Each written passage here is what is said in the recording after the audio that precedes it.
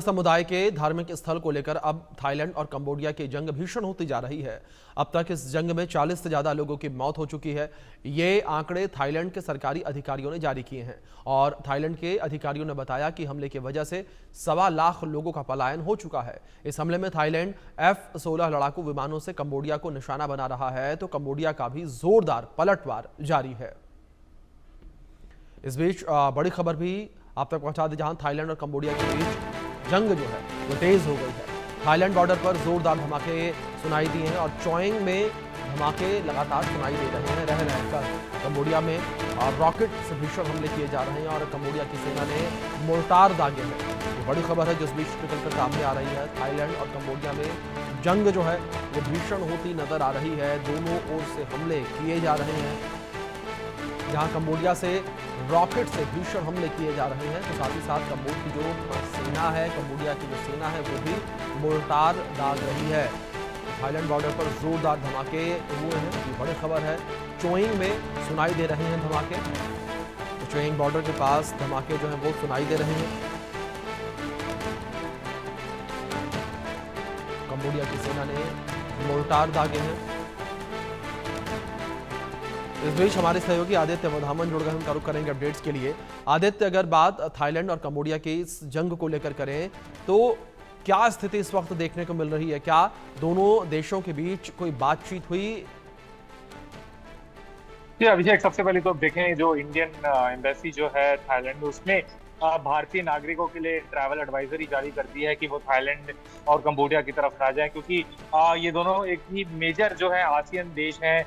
और अगर major ASEAN देश आपस में जंग में जाएंगे तो कहीं ना कहीं एक दिक्कत वाली बात है, क्योंकि आसियान एक मेजर इंटरनेशनल ब्लॉक है जो ट्रेड में इन्वॉल्व रहता है, जो जियो पॉलिटिक्स में इन्वॉल्व रहता है।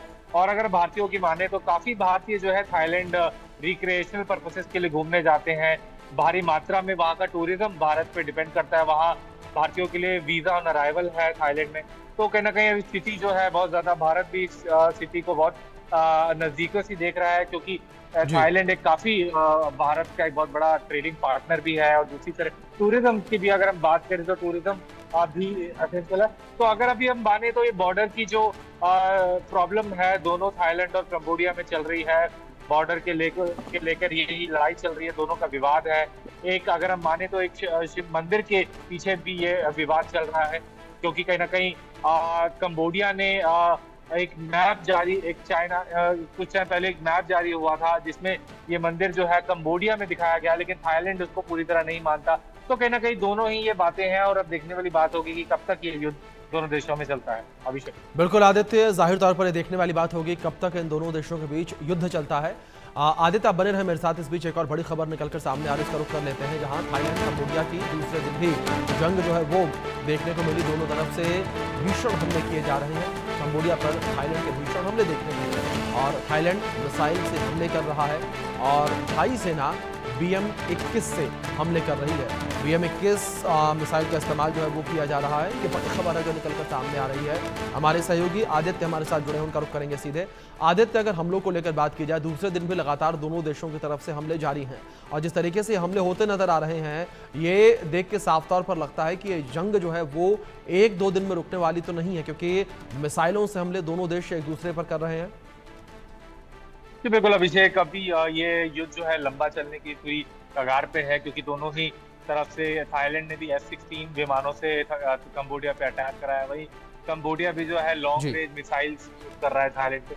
तो कहीं ना कहीं स्थिति ऐसी है कि अभी लंबा ये युद्ध चल सकता है, लेकिन देखने वाली बात होगी कि क्या UN हस्तक्षेप करता है, क्योंकि आज ही अमेरिका ने, US स्टेट डिपार्टमेंट ने सुबह स्टेटमेंट जारी करी कि हम देखना चाहते हैं कि अब हम थाईलैंड और कंबोडिया में जो दोनों देशों में डी-एस्केलेशन हो और जो लोग मारे जा रहे हैं उनको ज्यादा कम से कम लोग मारे जाएं और पूरी तरीके से स्थिति जो है म्यूचुअली एक कम्युनिकेशन करे और दोनों में ये युद्ध रखे। ये US डिपार्टमेंट की सुबह की स्टेटमेंट है। तो अब देखने वाली बात होगी कि क्या थाईलैंड और जो कंबोडिया है, क्या कब तक ये रुक दोनों योग से है। जी बिल्कुल आदित्य, आपसे रिक्वेस्ट करूंगा बने रहे हमारे साथ। इस बीच एक और बड़ी खबर निकलकर सामने आ रही है, उसका रुख कर लेते हैं। कंबोडिया थाईलैंड जंग से जुड़ी हुई बड़ी खबर ये निकलकर सामने आई है।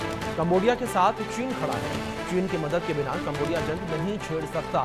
थाईलैंड को अमेरिका का सामरिक समर्थन है और थाईलैंड के पास F-16 अमेरिकी लड़ाकू विमान है। ये बड़ी खबर निकलकर सामने आ रही है और जहां थाईलैंड को अमेरिका का सामरिक समर्थन मिला हुआ है, वहीं कंबोडिया के पीछे चीन है।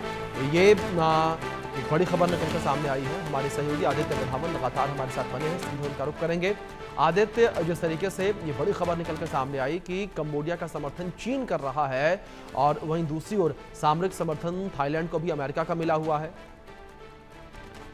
बिल्कुल अभिषेक, अगर हम देखें अब एक कोल्ड वॉर इरा जैसी स्थिति में आ चुके हैं, जहां चीन एक कंट्री को सपोर्ट करता है और दूसरी जगह अमेरिका दूसरी कंट्री को सपोर्ट करता है। और इस केस में भी चीन जो है कंबोडिया को जो है सपोर्ट दे रहा है, इंटेलिजेंस दे रहा है। वहीं अमेरिका दूसरी तरफ थाईलैंड की तरफ है। F-16 जो है लड़ाकू जो है विमान लड़ाकू, उसको जो है अब थाईलैंड ने यूज करा कंबोडिया के खिलाफ। तो कहीं ना कहीं अमेरिका की एक बहुत बड़ी डिफेंस मार्केट है। क्यों अमेरिका हर बार ऐसे देशों को सपोर्ट करता है, उसका एक रीजन है क्योंकि अमेरिका में डिफेंस कंपनीज बड़ी बड़ी हैं, तो उनको अपना असला बेचने के लिए भी कुछ वो चाहिए, कोई दूसरे देश चाहिए ताकि उनका व्यवसाय चल सके। तो ये बहुत एक नीति के साथ अमेरिका भी यहाँ काम कर रहा है और चीन के अपने एक वेस्टेड इंटरेस्ट हैं कंबोडिया के साथ।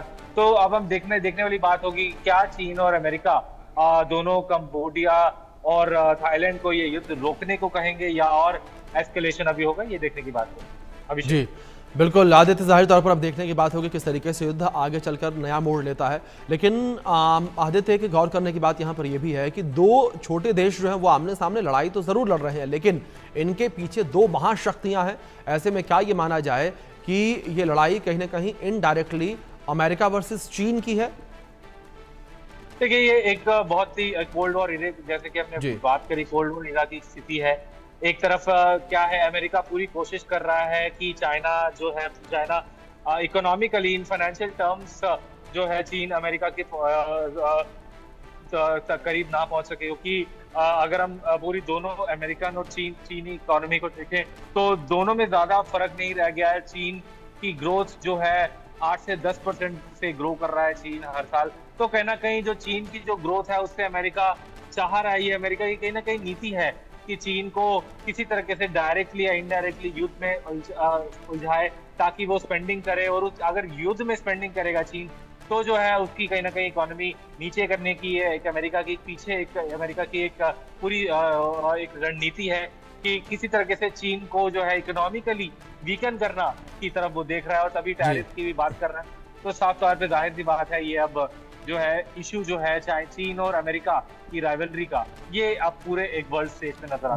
बिल्कुल जाहिर तौर पर आदित्य, अब देखने की बात होगी ये जंग आगे चलकर क्या नया मोड़ लेती है। फिलहाल बहुत शुक्रिया आपका जुड़ने के लिए और इन जानकारियों के लिए। इसी के साथ वक्त एक छोटे से ब्रेक का है, आप बने रहें इंडिया न्यूज के साथ।